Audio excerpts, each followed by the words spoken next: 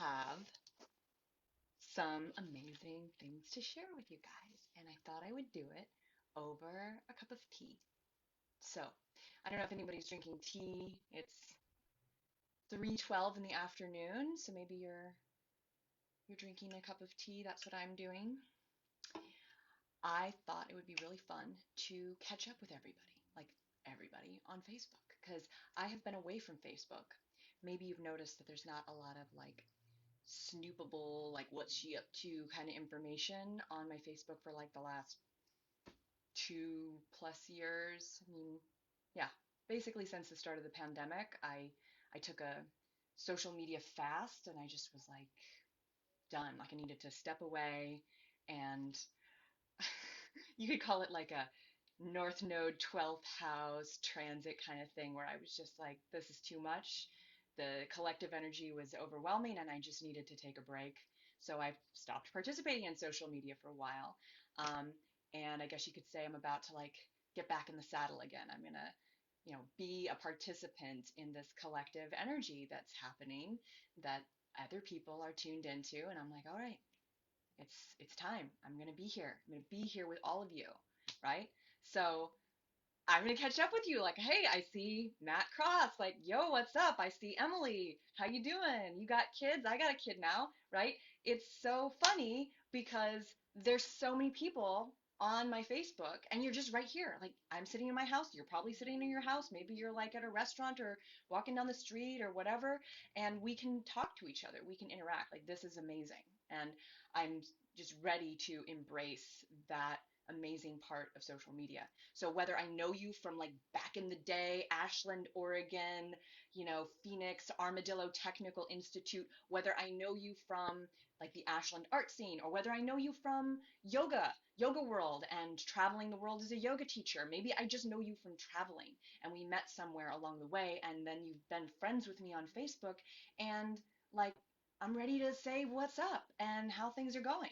So Emily here says she's at school waiting for her kids to get out of school and she gets to like hang out with me. I get to just we get to be in each other's zone for a minute. So I'm really this little show, this thing, we've got here going on is about me catching up with all of you and telling you what I've been up to. So let's get into that. I got my tea. I got my little creature on my teacup. Yeah, saying, "Hey guys, let's catch up. Let's talk." Right?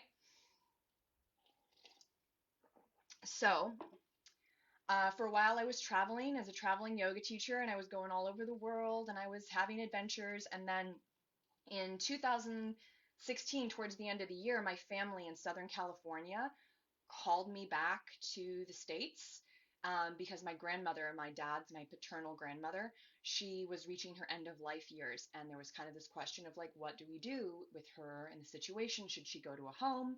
She's Japanese, so traditionally, in her day and age, the elders were cared for by the family, specifically often the grandchildren.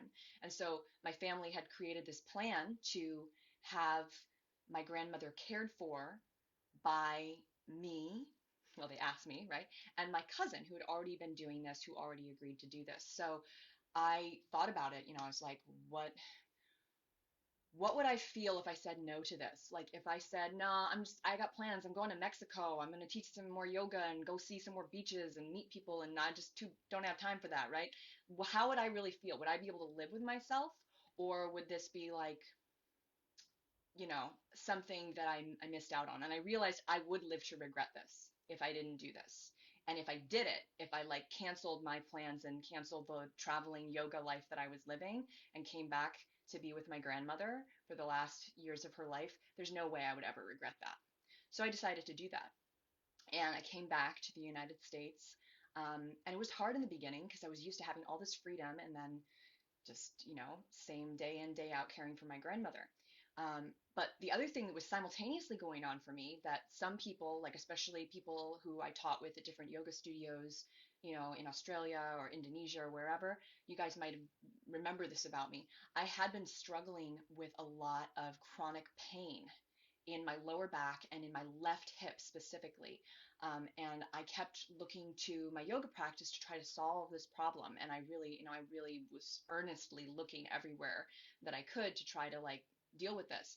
Well, my dad, back here in the States, he had actually found a really practical, amazing solution to deal with his lower back pain. So he started introducing me to that. He'd already been introducing me to that, but it was an opportunity when I came back to the United States to actually be stable for a while, be still, and just focus on healing, focus on taking care of my body, and really unpacking, this physical pain that I'd been living in, this chronic pain that was just like, at times it was like sucking the joy out of my life to be living every day, every step that I took, wondering if I'm going to have like a stabbing pain like in my lower back, or, my leg is going to give out on me. Like, it was not fun. So I came back ready to do, the work it would take for myself to heal and to also help my grandmother and be with my family.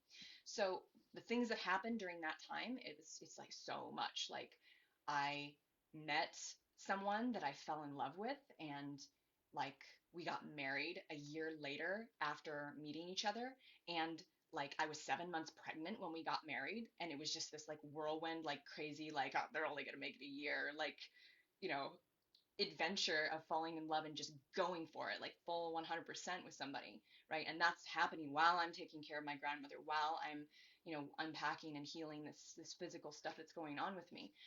So there was like quite a lot of, honestly, there was quite a lot of drama for a period of time, with like just suddenly becoming a mother, right? And my grandmother ended up dying the same day that I got married, which was like a trip.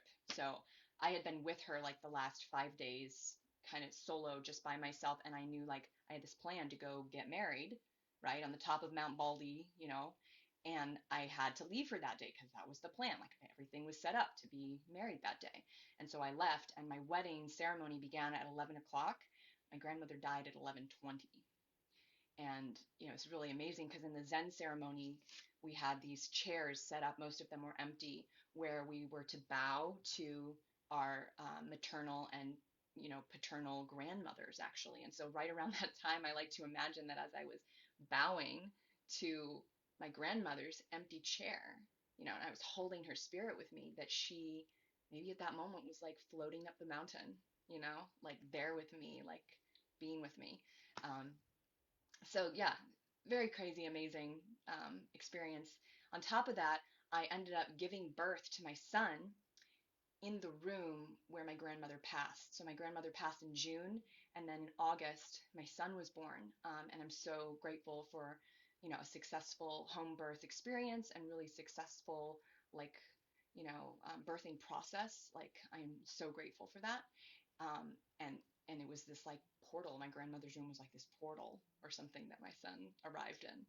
So those are like the highlights. Those are like the woohoo moments, because there was a lot of like crazy, all kinds of stuff that was happening that was like not pleasant, which, maybe I'll get into a different time. It's not really like, tea time activity, right? But yeah, so during that time as well, my pregnancy and then postpartum, I was actually getting trained in this technique that my dad had introduced me to, and that I had been beginning to practice to start to untangle the tightness and the contractions in my hips and pelvis, right? I also attended another yoga training, and I did some more teaching of different kinds of yoga, not just hot yoga, but all different kinds of yoga during this time. And basically, where I'm at now is, since the pandemic started, I have kind of taken a step back from teaching yoga, especially in a class setting, and I'm really moving towards what we call somatic education, or identifying myself really as a somatic educator and a somatic yoga teacher. So it's an area, if you've heard of somatics or soma or somatic therapy, there's all kinds of, it's kind of like a buzzword right now, but it's based on soma, which is a Greek word for the body, but not just a body. A body is an object. Soma means a body, a living body experienced from the inside. Okay, so I've been working now since the pandemic one-on-one with people mostly, and then some small groups online.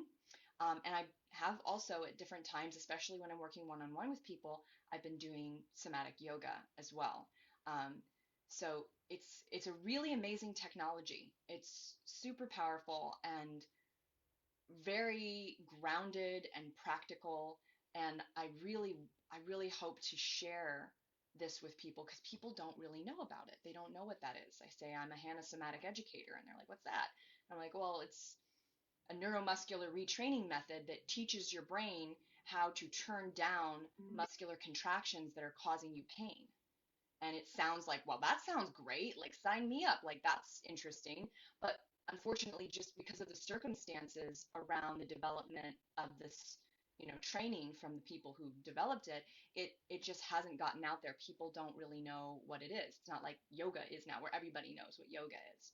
So I've struggled for a while to figure out how to explain to people like what I do, um, because in a way it is like body work, but it's really body work that you do on yourself from the inside, right? It's actually, even though I'm there facilitating this, maybe I'm doing hands-on work with somebody, I'm actually inviting them, their brain, to initiate the movement, to make the changes, and then I'm giving them the responsibility of continuing to practice this method on their own to get the long-term results, to really get their body loosened up, to get the muscles that have been causing them pain to relax and lengthen, and also to get them into functional movement patterns again, you know?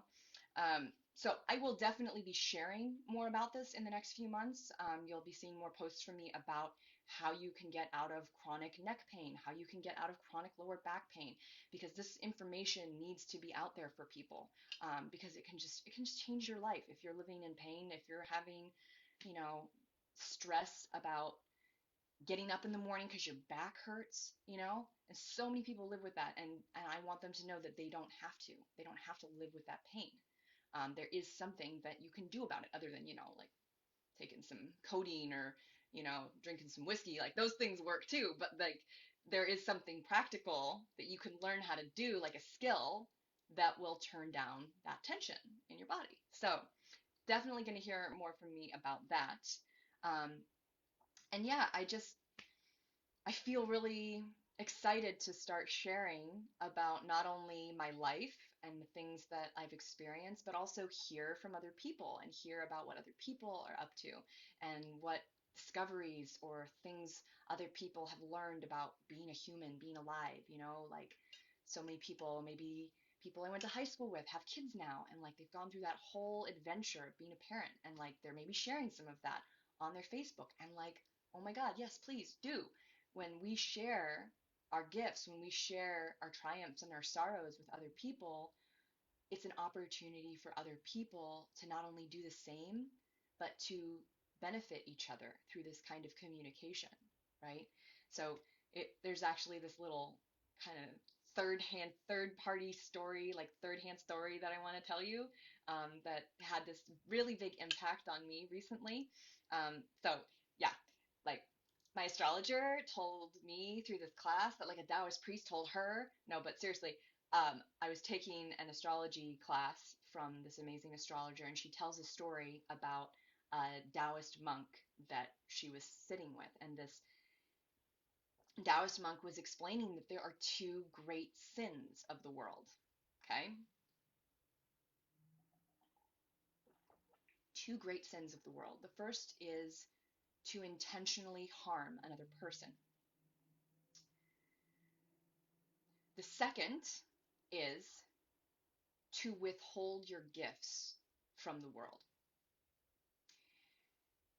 And, this just floored her. And like it floored me because, it's like not sharing your riches. It's like not sharing your power. It's like not sharing your gifts. You don't know whose life you can save. You don't know who you can help if you're withholding your gifts from other people, from the world. If you're afraid to share or keeping it all to yourself, right? For whatever reason. I mean, for me, I've been afraid at different times to speak up or to say, what I have to say or what I have to offer. And, it's okay to be afraid. Like, that's a normal human experience to have. It doesn't mean that I have to live by that. It doesn't mean that I have to let that prevent me from sharing what I have to share.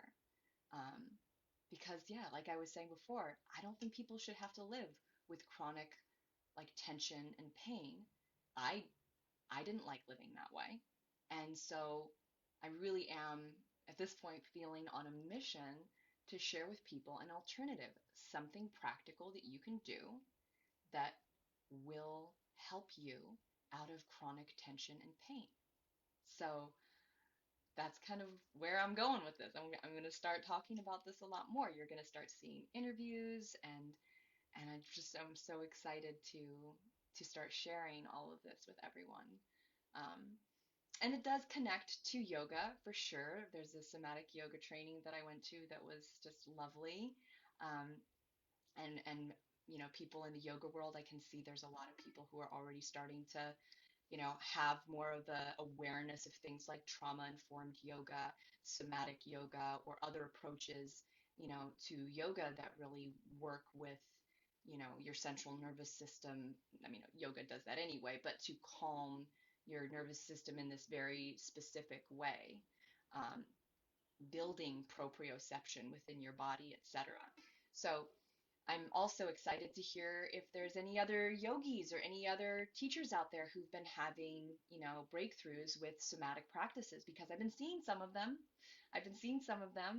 Like Anna Korkmaz, if she happens to see my live video, maybe I'll tag her, that she's another mama who has been doing somatic work to, work with her body, and it looks like awesome, Anna. Like, I've been watching you and I think it looks great.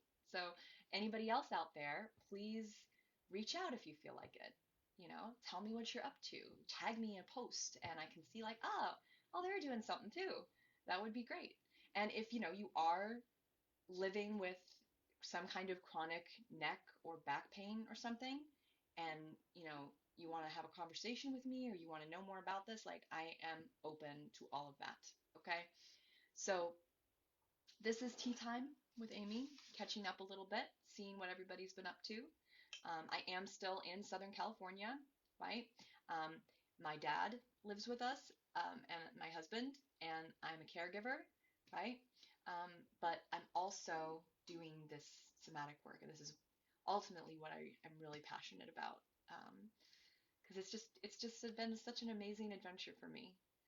Oh, also, you may have seen I started this vintage clothes shop, and that was something that I did last June. I had the idea to do that because of a wonderful friend of mine in Southern Oregon, Leah Ungerman, who has been doing this Etsy store stuff for like 10 years, and she has been lovingly mentoring me in the process. And I'm super excited to say my vintage shop, Moon and Libra Vintage, on Etsy is doing great. For only being open since the first week of August, I am at 98 sales. Yes, almost 100 sales. And it's been this great, like, pet project. Like, it's really reignited just my love of like fashion and like, this whole wonderful thing on the internet that's going on right now with aesthetics, right?